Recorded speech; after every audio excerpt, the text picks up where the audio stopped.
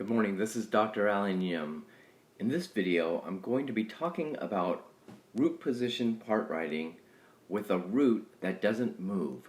I'm going to be showing how to write soprano, alto, tenor, and bass where we have a situation such as this. The bass repeats. How do we move the other voices if, for example, the chord stays the same? So before I show how to do this, I just want to make a couple notes here. What are our goals here in going from one chord to the next? Well, we want a couple things. We want it to be easy to sing, and we want it to sound good. So I think these are the main goals that you want.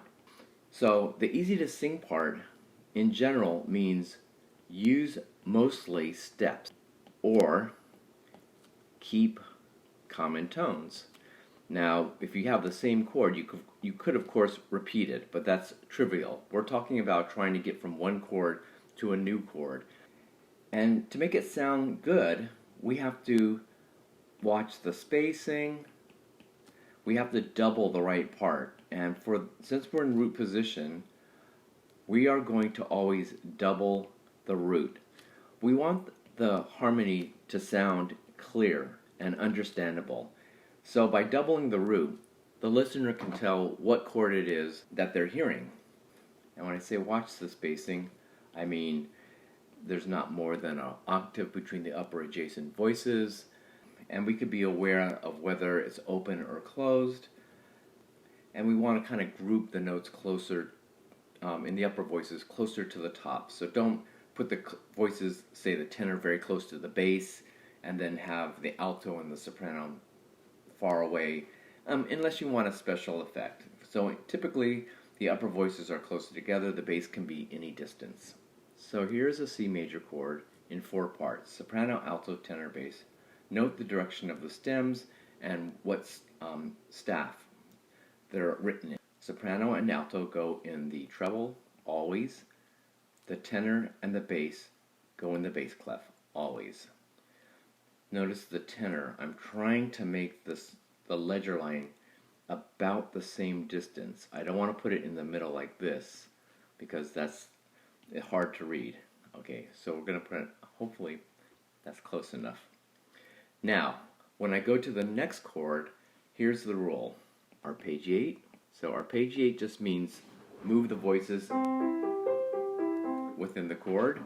You can arpeggiate freely, observe the spacing, and of course the range. You don't want the voices to go outside of the range. We also don't want a voice cross, and I'll show you what that means. For example, I can move the tenor down here. That would be perfectly acceptable. I could perhaps keep the alto where it is, like this, so I have a nice common tone, and I can move the soprano up. So notice, as I move these voices, they stay in their same relative positions. No voice crosses over the other.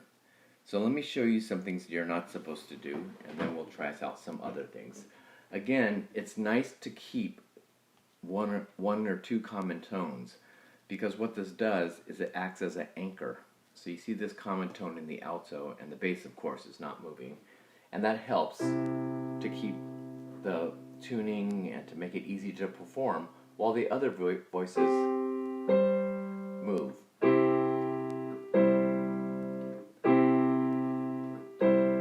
And of course, these voices this chord sounds the same because they're both C major chords. Notice the doubling, okay? The doubling doesn't change. So we always, again, want to double the root. So this is a root, and this is a root. Don't get root and bass confused. The bass is the lowest note. The root is the bottom of the chord when you stack it up in root position. So you know this is a C major chord, so here's a root position chord up here. So this is the root, the third, and the fifth. When it's in root position, this is what it looks like. Notice that I do not repeat down here 1 again, or I don't put C here again. If the chord doesn't change, just leave this blank. That means that the chord is staying the same. Okay, let's take the same chord now and try something a little bit different. And this time, I'll show you some of the things that you don't want to do. So, I could arpeggiate by moving the voices a little bit farther, like this. So let's suppose I put the tenor up on G. That's certainly in the range of the tenor. And I could put the alto on the C and the soprano on the G up here. Okay, so everybody's at the top of their range. Pardon me, the soprano should be on an E. We're missing the third. Everything looks okay. We have two roots, a third and a fifth. However, this is a problem, and if you do this, I'm going to mark it like this, with a line and an X. This is voice crossing of a type. So let me show you what's going on here. This is probably the most subtle of the issues you can have, and here's the problem. The alto is singing an E, so the tenor has to leap up over the adjacent voice. Here's where they're starting like this. So the tenors hear this E that the altos are singing, and then they have to leap above. That's a little bit challenging and should be avoided for now. It would be much better, instead of doing that, I would recommend doing something like this. It's always helpful if the voices are already hearing the note they have to sing. So here's something much easier for the tenors. Put the tenors on the E. And then you can put the altos on the G and the sopranos on the C. Now if you look at it, I'm going to mark this in green, they're happy and they're happy because they are hearing the note that they have to sing from the voice next to them before. So instead of leaping like this, they're leaping like this. Okay, only up to the very next part of the chord, and the leaps are smaller. So this is much better. Okay, so to sum it up, when you have a root that repeats, so in other words, the root stays the same, the root could also move by an octave.